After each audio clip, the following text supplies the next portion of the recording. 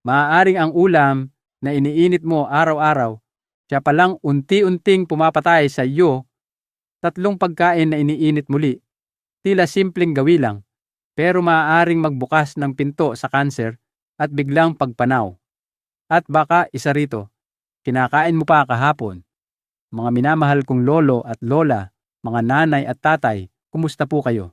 At ngayong araw, pag-uusapan natin ang isang nakagawiang kaugalian na tila walang masama. Pero sa katunayan, ito'y tahimik na sumisira sa ating katawan. Ang paulit-ulit na pag-iinit ng pagkain. Alam kong marami sa atin ang lumaki sa paniniwalang sayang ang tira, bawal mag-aksaya. Iyan ang turo ng ating mga magulang noon na ang pagkain ay biyaya ng Diyos. Pero sa panahon ngayon, kailangang maging matalino tayong tagapag-alaga ng ating kalusugan. Dahil ang mga tira-tira na iyan, kapag mali ang paraan ng pag-iinit, ay maaaring maging lasong pumapasok sa ating dugo. Kaya kung mahal mo ang iyong puso, bato, at buhay, manatili hanggang dulo ng video na ito. Ipapaalam ko sa inyo ang 3 karaniwang pagkain na bawal initin muli at bakit may mga taon na matapos gawin ito ay biglang bumigay ang katawan ng mas mahaba, mas masaya, at mas malusog. Bahagi 2, kaning lamig, ang biyaya ng langit na nagiging lason. Mga mahal kong lolo at lola, sino po ba sa atin ang hindi pa kumain ng kaning lamig na iniinit muli? Lahat tayo siguro, di ba? Sapagkat mula pa noong panahon ng ating mga magulang, itinuro sa atin na ang butil ng bigas ay biyaya ng langit, bawal sayangin kahit isang butil. Tama po iyon, pero may isang katotohanang mas dapat nating tandaan. Kapag ang kanin ay napabayaan ng matagal at muli nating ininit, maaari itong maging panganib sa ating kalusugan. Ayon sa mga doktor, sa bawat butil ng kaning lamig ay maaaring may mga bakterya Bacillus cereus na nagkukubli. Kapag ito'y muling ininit, lalo na sa init, na humigit kumulang 60 degrees, nagiging mas aktibo ang mga mikrobyong ito at maaaring maglabas ng lason na hindi natin nakikita. Kapag kinain, mararamdaman natin ang mga sintomas tulad ng pagsusuka, pagkahilo, at pananakit ng tiyan. Sa mga senior tulad natin na medyo mahina na ang tiyan at resistensya, mas delikado ito. At hindi lang iyon, kapag paulit-ulit ininit, nagiging parang pandikit sa bituka ang tigas ng kanin, kaya hirap tunawin ng ating katawan. Kaya tandaan po, kahit gaano natin pinahahalagahan ang kabusugan at pagtitipid, ang kalusugan pa rin ang tunay na kayamanan. Mas mabuting magluto ng sapat lang para sa isang kainan, kaysa kaininin ang kaning lamig na maaaring maging tahimik na lason sa ating katawan. Manatili po kayo dahil sa susunod, tatalakayin natin ang pangalawang pagkaing madalas kainin ng mga Pinoy. Ngunit mas delikado pa sa kaning lamig, bahagi 3 sa mga berdeng gulay, tahimik na mamamatay sa ating hapag. Mga minamahal kong lolo't lola, alam kong karamihan sa atin ay mahilig sa sabaw o ginisang gulay, lalo na kapag malamig ang panahon. Madalas, nagluluto tayo ng marami para makatipid sa oras at iniinit muli kinabukasan. Pero alam niyo po ba, ang gawin nating ito ay maaaring maghatid ng lason sa katawan nang hindi natin namamalayan.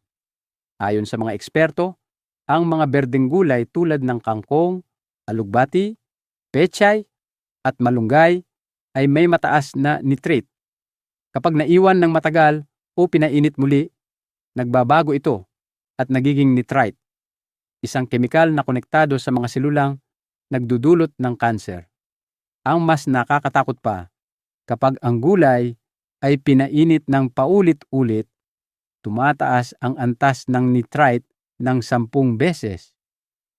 Kaya po tandaan, kahit mukhang mabango pa ang sabaw o mukhang sariwa pa ang ginisang gulay, kung ito'y lumipas na ang 3 oras, mas mainam na itapon na lang kaysa ipagsapalaran ang kalusugan. Ang katawan natin, lalo na sa edad natin, ay hindi nakasingtibay noon.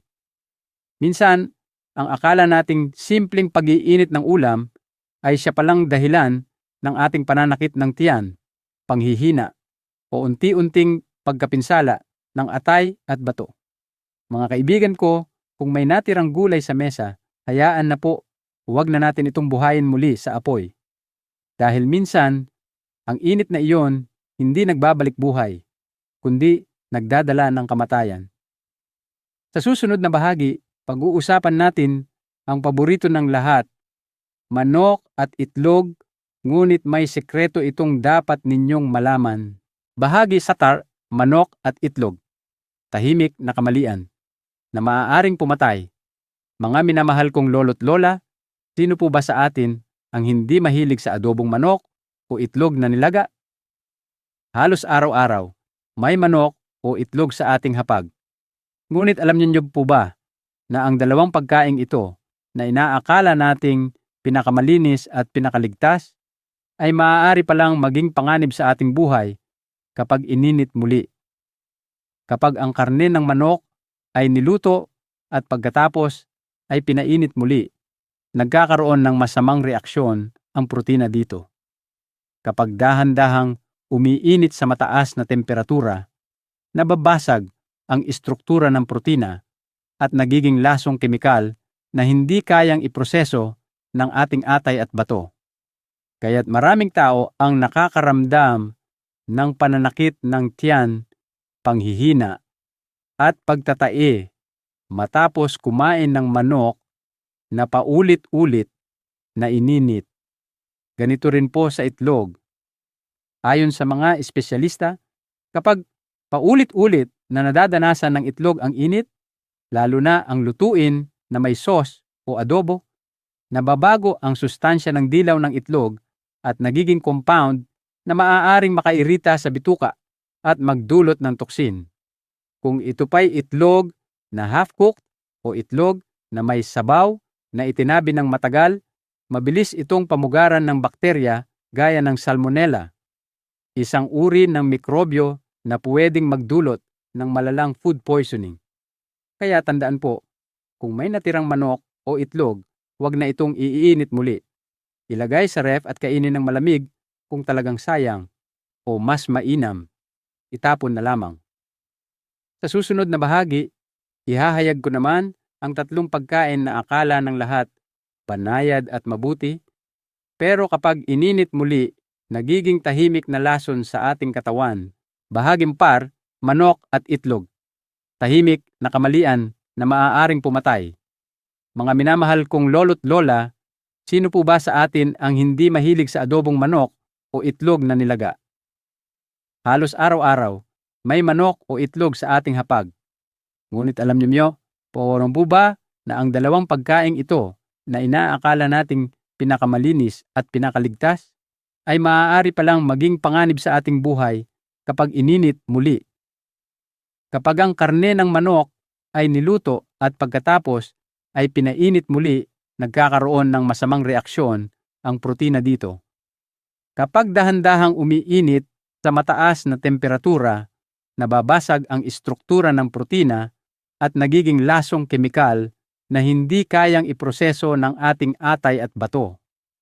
Kaya't maraming tao ang nakakaramdam ng pananakit ng tiyan, panghihina at pagtatae matapos kumain ng manok na paulit-ulit na ininit. Ganito rin po sa itlog. Ayon sa mga espesyalista, kapag paulit-ulit na nadadanasan ng itlog ang init, lalo na ang lutuin na may sauce o adobo, nababago ang sustansya ng dilaw ng itlog at nagiging compound na maaaring makairita sa bituka at magdulot ng toksin. Kung ito pa'y itlog na half-cooked o itlog na may sabaw na itinabi ng matagal, mabilis itong pamugaran ng bakterya gaya ng salmonella, isang uri ng mikrobyo na pwedeng magdulot ng malalang food poisoning. Kaya tandaan po, kung may natirang manok o itlog, huwag na itong iinit muli. Ilagay sa ref at kainin ng malamig kung talagang sayang o mas mainam, itapon na lamang. Sa susunod na bahagi, ihahayag ko naman ang 3 pagkain na akala ng lahat banayad at mabuti. Pero kapag ininit muli, nagiging tahimik na lason sa ating katawan. Bahagi 6, tubig, tsaa at soft drinks. Mga inuming, akala mo'y ligtas, ngunit tahimik na nakakasira sa katawan. Mga mahal kong lolo't lola, alam kong marami sa atin ang may gawi na magpakulo ng maraming tubig at itinatabi para inumin sa mga susunod na araw. Tila praktikal, hindi ba?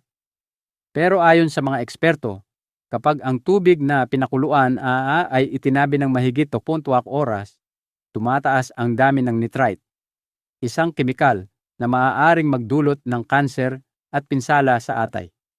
Kaya't tandaan po, ang tubig na pinakuluan kahapon ay hindi na kasing linis ngayon. Ganun din po sa tsaa. Ang tsaa ay mabuti para sa puso at dugo.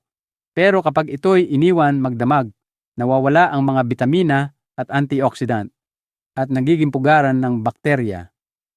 Ang tsaa na pinainit muli ay hindi na gamot, kundi lason. At huwag nating kalimutan ang mga soft drinks o tubig na may gas.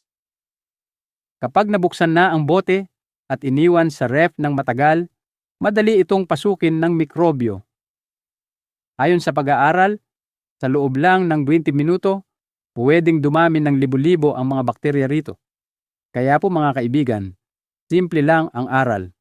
Inumin ang tubig, tsaa, o soft drinks sa araw ding iyon. Dahil sa katotohanan, hindi lahat ng inuming malamig o malinis sa paningin ay ligtas para sa ating kalusugan.